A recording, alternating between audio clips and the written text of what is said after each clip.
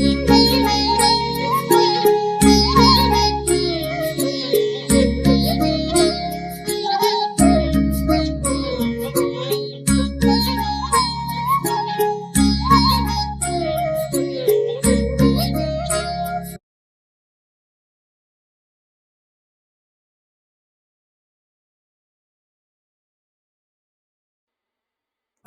வணக்கம். நாம் அவ்வப்போது சகோதர சகோதரிகள் மின்னஞ்சல் வாயிலாகவும் அலைபேசி வாயிலாகவும் நேரடியாகவும் நம்மிடம் எடுக்கக்கூடிய வினாக்களுக்கான விடையை அடியனுடைய சிற்றறிவுக்கு எட்டிய வரையிலும் உங்களோடு பகிர்ந்து வருகிறேன். அந்த வகையிலே நம்மிடத்திலே ராமநாதபுரத்திலிருந்து சிராஜ் என்கிற சகோதரர் ஒரு வினாவை விடுத்திருக்கிறார். அவருடைய வினா இதுதான்: சித்த வித்தியார்த்திகள் அல்லது வாசியோகம் பயிலக்கூடியவர்கள் அந்த காலத்திலே சித்தர்கள் வாழ்ந்திருந்ததைப் போல 200-300 ஆண்டுகள் ஏன் வாழ்ந்திருக்கவில்லை? எதற்காக விரைவாக சமாதிக்கு சென்று விடுகிறார்கள்? காயகல்ப மருந்துகளை உட்கொண்டு நீண்ட காலம் அவர்கள் இந்த பூமியிலே தரித்திருக்க கூடாதா என்கிற வினாக்களை கேட்டிருக்கிறார். அவர் என்ன கேட்டார் என்பதை அவருடைய குரலிலேயே இப்போது நீங்கள் கேட்கலாம். ஐயா, வணக்கங்க ஐயா.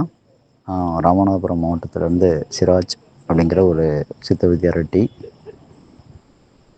ஐயா, எனக்கு ஒரு கேள்வி இருக்குதுங்க ஐயா. நீங்கள் இந்த கேள்விக்கு பதில் ஒரு பதிவாக நீங்கள் வீடியோவாக எல்லாருக்கும் புரிய மாதிரி போட்டிங்கன்னா ரொம்ப பயனுள்ளதாக இருக்குங்க ஐயா. நிறைய பேருக்கு சித்த வித்தை தீட்சை வாங்குறவங்க சமாதிக்கு போகிறதுல நிறைய பேருக்கு கேள்வி இருக்குதுங்க ஐயா. அவங்க அப்பா அவங்க காட்டின வழியில் நான் சித்த வித்தை படித்ததை வச்சு அதில் உள்ள மிகுந்த நம்பிக்கையில் நாங்கள் பயணிச்சுட்டு தான் இருக்கோம். இருந்தாலும் இந்த ஒரு கேள்விக்கு என்னிடம் பிறர் கேட்ட கேள்வியை நான் உங்கள்கிட்டையும் பகிர்ந்துக்க விரும்புகிறேங்க ஐயா. என்ன கேட்குறாங்க அப்படின்னா, சித்த வித்தை சிவானந்தரப்பா கொடுக்குறாங்க. சித்த வித்தை பயிற்சி 18 சித்தர்கள் பண்ணின பயிற்சியாக அந்த வித்தை தான் நம்மளும் பண்ணுறோம் அப்படின்ட்டு நம்ம பண்ணுறோம். ஆனால் கேள்வி என்ன அப்படின்னா, சித்த வித்தை உயர்ந்த வித்தை தான். ஏன் சித்த வித்தை பண்ணுறவங்க சமாதிக்கு போயிடுறாங்க? ஏன் சித்தர்கள், நம்ம 18 சித்தர்கள்னு சொல்கிறோம்ல, அகத்தியர், மூலர், புன்னகேசர், புலிப்பாணி, தேரையர், அழுகணி சித்தர், அகப்பை சித்தர், பொங்கனவர், காலாங்கி ஐயா, கரூரார், இவங்கள மாதிரி ஏன் 100 ஆண்டுகள், 100க்கும் மேலான ஆண்டுகள், யுகங்கள் தாண்டி அவங்களால ஏன் வாழ முடியல? ஒரு சித்தர் அப்படின்னா அவங்க 200 வருஷம் தவம் பண்ணாரு, 300 வருஷம் தவம் பண்ணாரு காடுகளில் மலைகளில் அப்படின்னு சொல்கிறாங்க. எத்தனையோ சித்தர்கள் நூற்றாண்டுகளாக தவம் பண்ணி அதுக்கப்புறம் அவங்க சமாதிக்கு போயிட்டு மீண்டும் சமாதியிலிருந்து எந்திரிச்சு தன்னுடைய சீடர்களுக்கு காட்சி கொடுத்து தொடர்ந்து தன்னுடைய உபதேசத்தை தொடர்றதா நிறையா நம்ம படிச்சிருக்கிறோம், சித்த நூல்களில் படிச்சிருக்கிறோம். அப்போ ஏன் அதெல்லாம் இந்த காலத்தில் சாத்தியமாகலை? அப்போ நம்ம சித்தர்கள் பண்ண பாஷ்யோகம் நம்ம பண்ணலையா? நம்ம உடம்பு அது தகுதியாக ஆகலையா? ஏன் சித்த வித்தை வாங்குறாங்க? இல்லை வேறு ஏதாச்சும் ஒரு பயிற்சியாக இருந்தாலும் சரி, வாசியோக பயிற்சியாக இருந்தாலும் சரி, ஏன் அவங்க மனமானது ஜீவனில் ஒடுங்கின உடனே ஏன் அந்த அந்த லயத்தை கொஞ்சம் பார்த்து கொஞ்சம் ஒரு சில வருடங்கள்லேயே எதுக்கு சமாதிக்கு போகிறாங்க? 40 வயசில் ஒருத்தர் வித்தை வாங்குறாரு அப்படின்னா ஒரு 5 வருஷம் தவம் பண்ணுறாரு, 7 வருஷம் தவம் பண்ணுறாங்க, இல்லை ஒரு 12 வருஷம் தவம் பண்ணுறாங்க, ஏன் சமாதிக்கு போயிடுறாங்க? ஏன் அவங்களால இந்த காயத்தை கற்பமாக்குறதுக்காக தானே நம்ம இந்த வித்தை பண்ணுறோம். வாசியோகம் அழியா சாகாக்கலைன்னு சொல்கிறோமே. அப்போ இந்த உடம்பை கொண்டு போய் மண்ணுக்குள்ளே வச்ச பின்னாடி நம்ம அதுக்கே அந்த சாகாக்கலைக்கு நம்ம போகணும். அது மண்ணுக்குள்ளே வச்ச பின்னாடி என்னமோ நடக்கட்டும். ஆனால் ஏன் இந்த மண்ணுக்குள்ளே வைக்காமே இந்த உடம்பை கொண்டுக்கிட்டு நம்ம நூற்றாண்டுகளாக வாழ முடியாதா? வாழ்ந்துட்டு அதுக்கு ஒரு 200 வருஷம், 150, குறைஞ்சது ஒரு 200, 150 வருஷம், 200 வருஷம், 300 வருஷம் வாழ்ந்துட்டு அதுக்கப்புறம் சமாதிக்கு போனால் என்ன அப்படின்னு ஒரு கேள்வி என்கிட்ட வச்சிருக்கிறாங்க. அதுக்கு நம்ம சொல்கிற பதில் அது அந்த காலம் வேற, இந்த காலம் வேற, அதுக்கான வாய்ப்புகள் சாத்தியக்கூறுகள் ரொம்ப கம்மி இந்த காலத்தில் அப்படிலாம் அந்த கால சித்தர்கள் மாதிரி வாழ்றதுக்கெல்லாம் நம்ம சொன்னாலும் வந்து அவங்க ஏற்றுக்கிற மாதிரி இல்லை.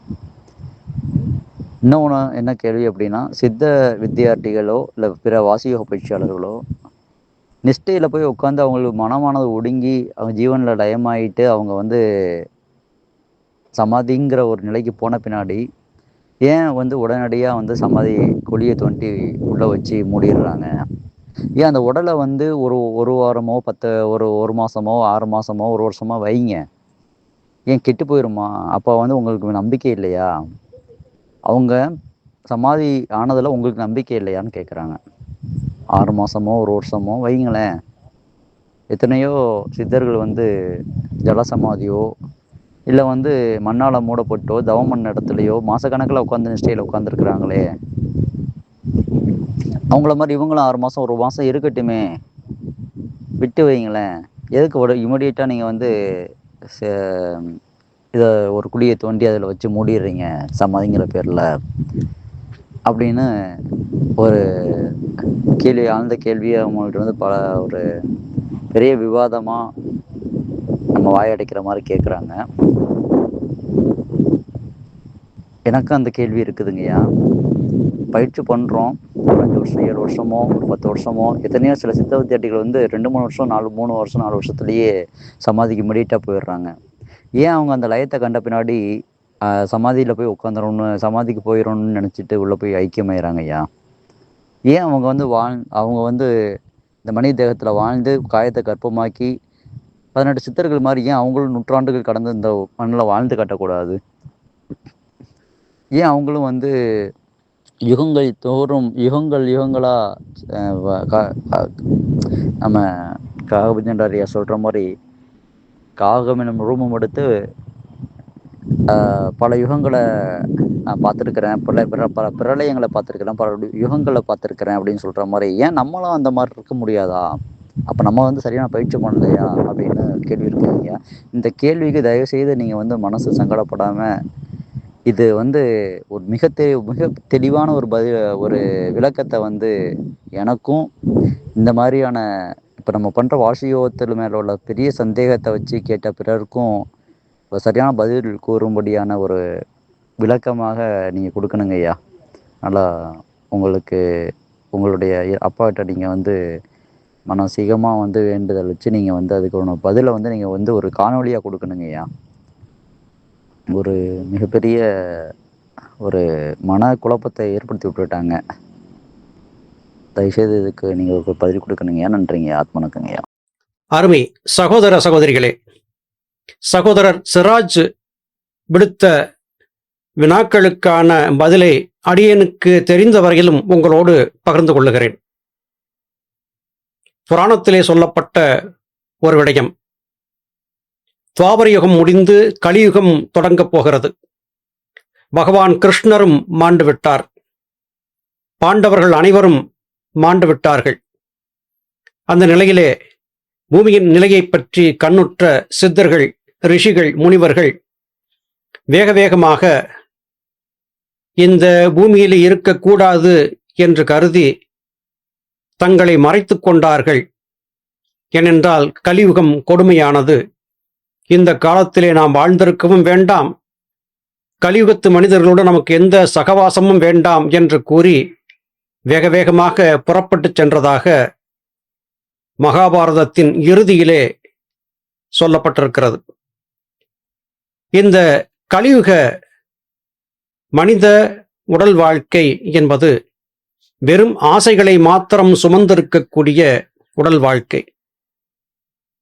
சகோதரர் கேட்டதைப் போல 200-300 ஆண்டுகள் ஒருவர் வாழ்ந்திருக்கிறார் என்று வைத்துக் கொள்வோம்.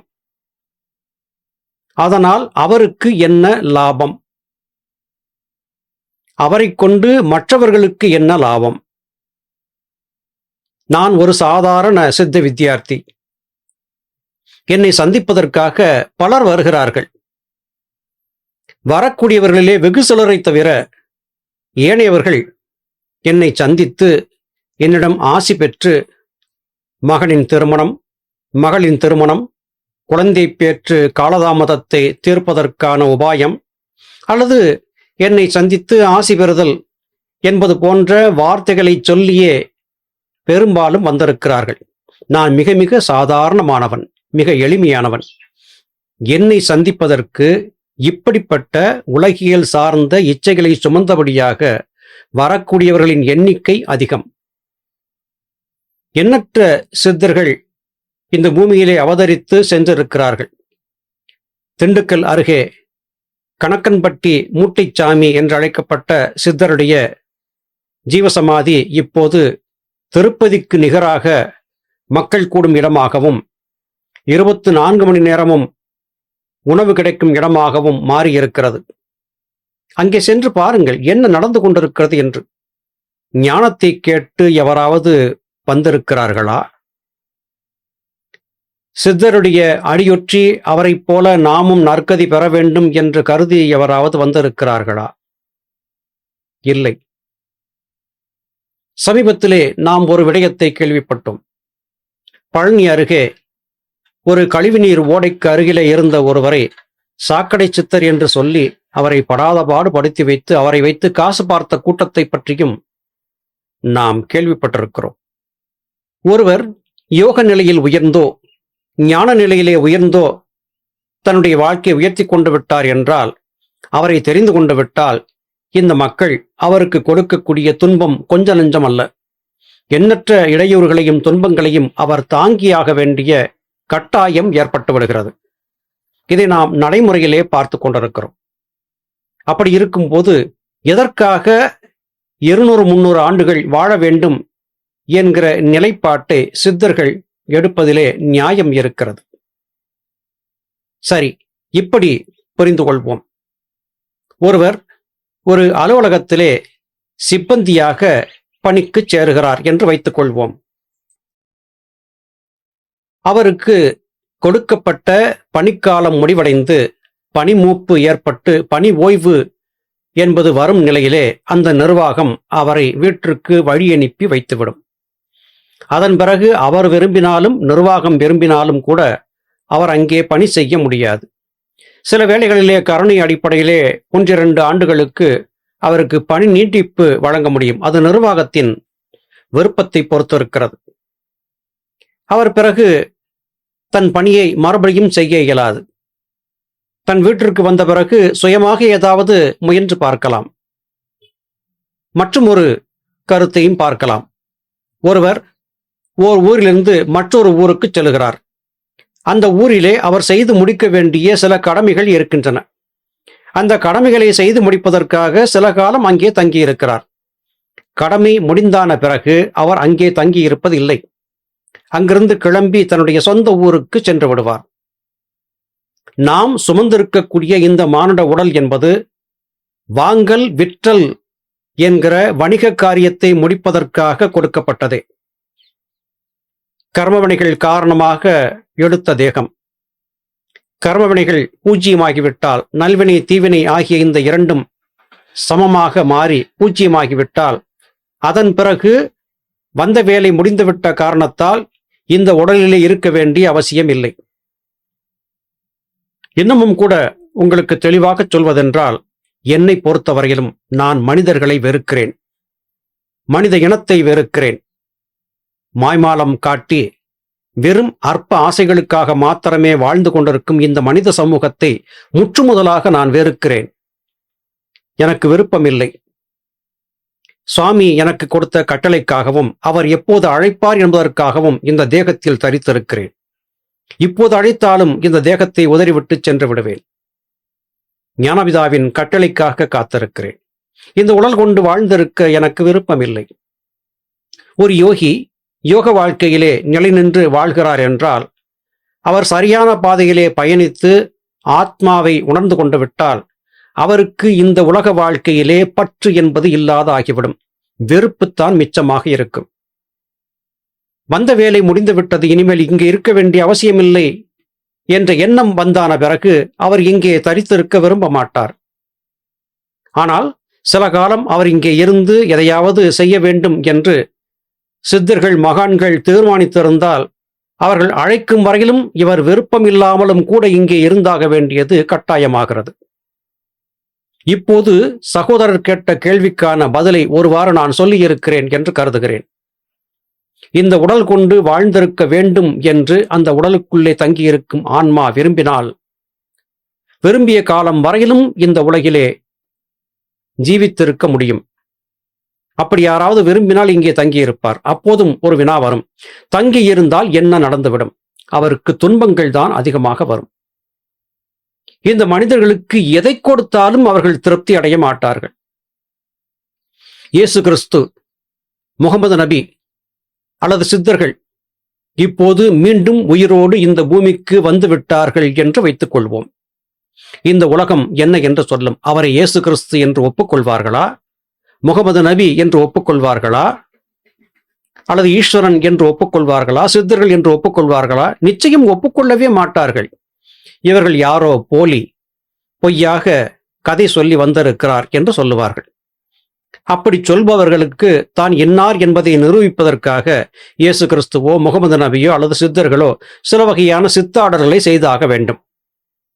இரும்பை தங்கமாக்கி கொடுக்க வேண்டும், முடவனை நடக்க வைக்க வேண்டும், கண் தெரியாதவனை காண வைக்க வேண்டும், குழந்தை இல்லாதவனுக்கு குழந்தை வரம் கொடுக்க வேண்டும், திருமணமாகாதவனுக்கு திருமணம் செய்து வைக்கும் புரோக்கர் வேலை பார்க்க வேண்டும்.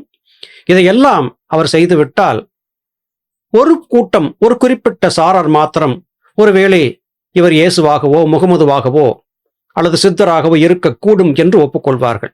அதிலும் வேறு ஒரு கூட்டம், இல்லை இல்லை, இவர் இயேசுவாக இருக்க வாய்ப்பில்லை, முகமதுவாக இருக்க வாய்ப்பில்லை, யாரோ ஒருவர் ஜால வித்தைகளை கற்றுக்கொண்டு வந்து எல்லோரையும் ஏமாற்றி கொண்டிருக்கிறார், இவரை நம்பாதீர்கள் என்று சொல்லுவார்கள். இந்த பாழாய் போன மனிதர்களின் மனநிலை என்பது இப்படித்தான் இருக்கும், இனிமேலும் இருக்கப் போகிறது. இது மாறப்போவதே இல்லை. இப்படிப்பட்ட கேடுகட்ட சுயநலம் மிகுந்த ஆசை வயப்பட்ட அற்ப மனித கூட்டத்திற்காக எதற்காக நாங்கள் இந்த உடலிலே நீண்ட காலம் தங்கியிருக்க வேண்டும்? இந்த வினாவை இங்கே வெளிப்படையாக விடுக்கிறேன்.